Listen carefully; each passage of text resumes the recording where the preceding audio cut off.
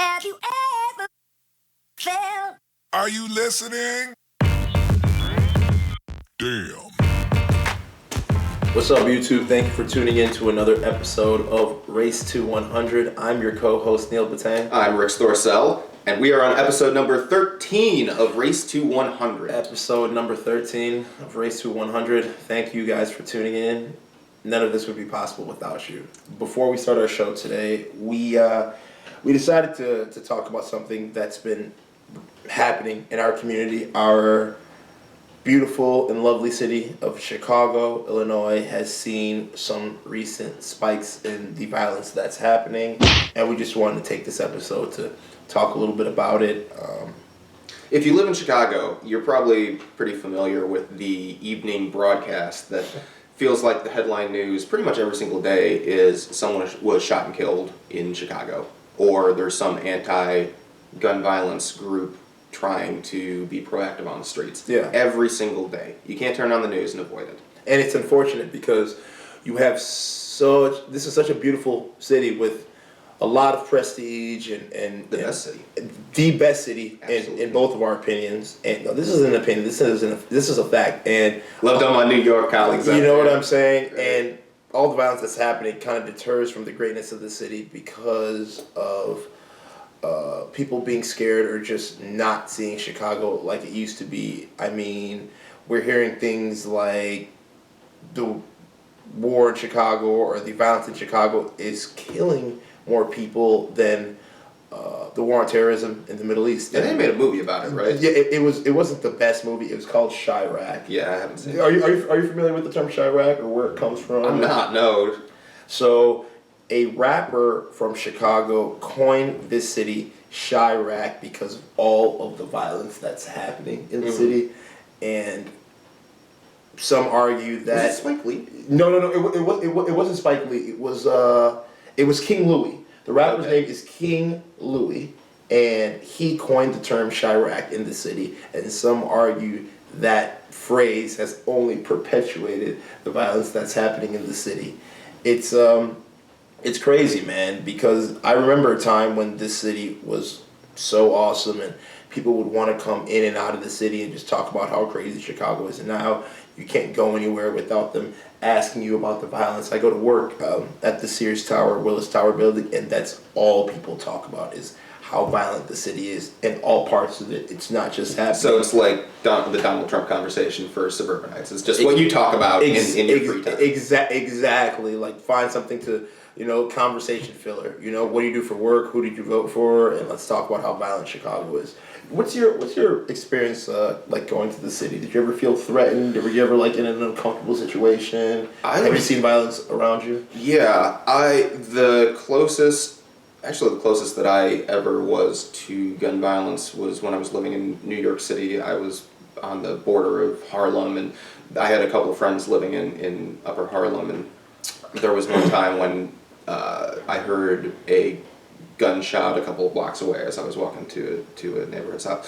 But I other than that, I've never had any experience with that. So I fall into the category of the 83% of white people who live in Chicago or near Chicago who don't feel threatened by walking around there. That's not something that I have to deal with on a regular basis, and it's not really something that crosses my mind. Yeah.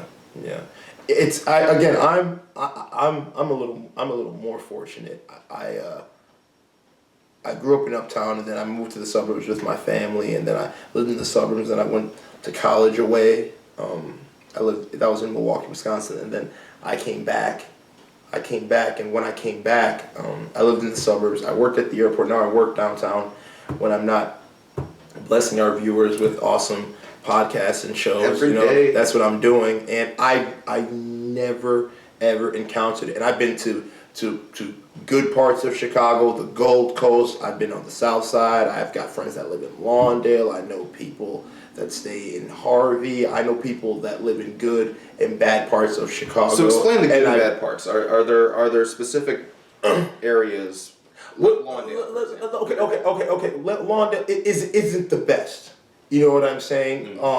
Like you've got your places out west, you've got your places out south, but Lawndale is not the best area. So it definitely isn't ideal. Like I Yeah. wouldn't like say like, hey, like I wouldn't take a girl on a first date to Lawndale. You know, like let me just be honest with you.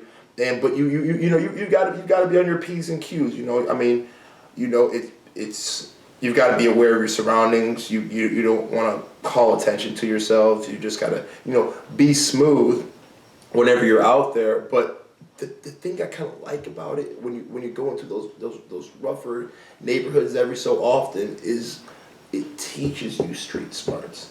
It really does. Like that education you can't get in a high school. You can't get in a college classroom. There's no curriculum on how to act when you're in the inner city. If you grow up in the suburbs or away from inner city, if that's the culture that you're raised in, it becomes second nature. Exactly. Okay. Because I wasn't raised in the inner city. No, but I lived there for a little bit. And you adapted. And I adapted, and I've just got a strong sense of intuition. That's just me, but to each their own. I know everybody's it's not the same, but I mean, there's this overwhelming sense of inevitability when it comes to violence. It's almost like this is happening. We can't do anything about it, so we just observe and continue to watch it happen. The statistics are horrifying. Yeah. I mean, the New York Times had an article come out a couple of days ago, I believe, that detailed the rise in gun violence and homicide rates across the U.S. and particularly in Chicago. And I believe it was the weekend of May 10th, so a couple of weeks ago, when Chicago experienced 50 shootings over the course of 60 hours. That's almost a shooting an hour. Yeah. That is shooting an hour. when you put it into that perspective, it becomes just horrifying to think about. Yeah. So, I mean, it's unfortunate because again, it's getting warm out. We're nearing the summer holiday, and just think sometimes when you have to think to yourself, hey, I'm in this beautiful city with this beautiful weather, but I must be this beautiful woman or women. If you got it like that, but you must be leery of your surroundings at all times.